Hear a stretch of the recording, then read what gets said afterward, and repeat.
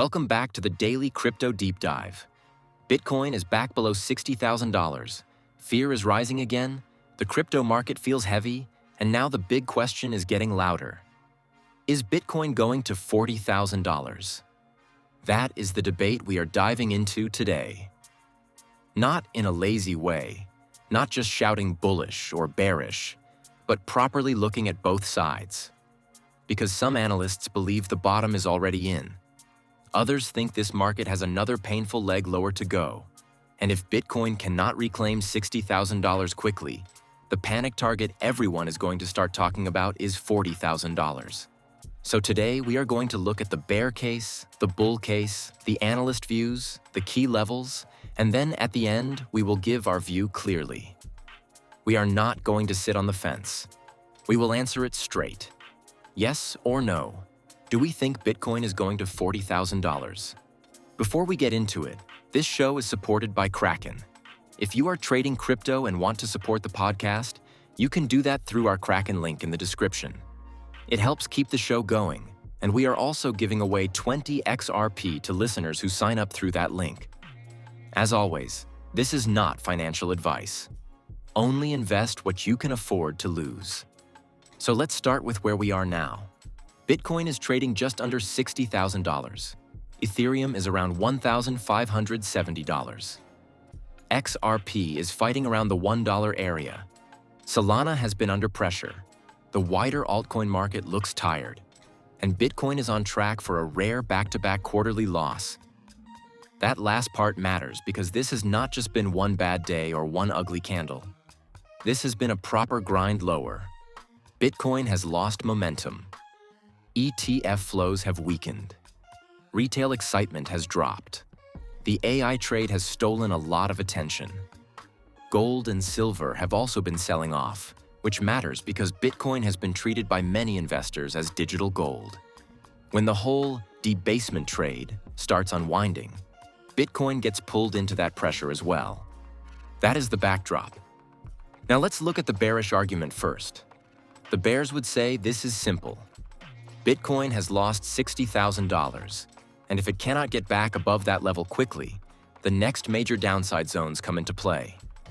First, you look at $55,000, then $52,000, then $48,000. And if the selling gets disorderly, $40,000 becomes the big fear level. Benjamin Cowan has been one of the more cautious voices. His argument is that Bitcoin could still fall toward $40,000, with a cycle bottom potentially arriving later in 2026. The reasoning is not just the chart looks bad. It is based on weak altcoins, low retail interest, Bitcoin dominance, a strong dollar, and the idea that the market has not fully completed its reset yet. That is a proper bear case. Whether you agree or not, it is not stupid. If the dollar keeps strengthening, if the Federal Reserve stays hawkish, if ETF outflows continue, and if investors keep rotating money into AI stocks instead of crypto, Bitcoin can absolutely go lower. Crypto needs liquidity. When liquidity is leaving the market, the price gets punished. Then you have the ETF issue. Bitcoin ETFs were meant to be one of the biggest supports in this cycle. They gave institutions an easy way into Bitcoin.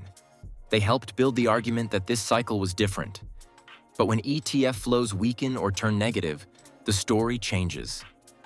Suddenly, the thing that helped push Bitcoin higher becomes a source of pressure. That is why the $40,000 question exists. If institutions are not buying, if retail is scared, if miners are under pressure, if corporate treasury confidence gets questioned, and if macro conditions stay difficult, then Bitcoin does not need much more bad news to drop again. The bear case also points to Strategy and Michael Saylor. Strategy became the symbol of corporate Bitcoin buying. But when Bitcoin falls below the company's average purchase price, and when Strategy's own valuation comes under pressure, traders start asking whether the Bitcoin treasury model still works in a falling market. Even if Strategy is not forced to sell, the market starts pricing in fear around the entire model. And fear is powerful. Bitcoin does not need facts alone to fall. It can fall on positioning, leverage, and panic. If traders believe other traders are about to sell, they sell first. That is how levels break. That is how liquidation cascades happen. That is how a move from $60,000 to the low $50,000 can happen faster than people expect. So the bearish side is this. $60,000 has failed. Momentum is weak. ETF support has faded. AI is taking capital. The dollar is strong, and Bitcoin could still need one final capitulation flush. In that scenario, $40,000 is not impossible. Now let's switch to the bullish argument. The bulls say the $40,000 call is too pessimistic. They argue that by the time everyone starts shouting about a crash target, a huge amount of damage has already happened. Bitcoin is already down heavily from its highs. Altcoins have already been smashed. Sentiment is already awful. Retail is already tired. The market is already scared. And historically, when everyone becomes obsessed with the next disaster level, the bottom is often closer than people think. Samson Mow has said the Bitcoin bottom is already in.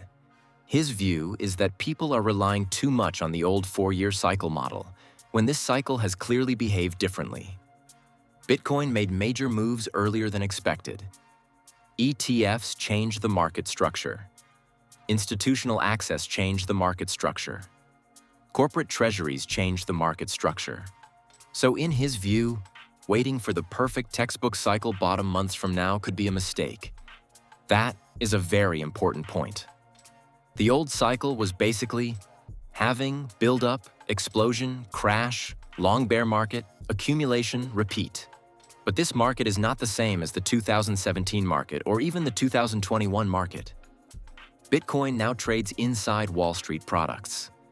It is watched by funds, banks, pension platforms, advisors, and corporate treasuries. That does not make it immune from crashes, but it does change how demand can return. Standard Chartered's Geoffrey Kendrick has also been on the bullish side.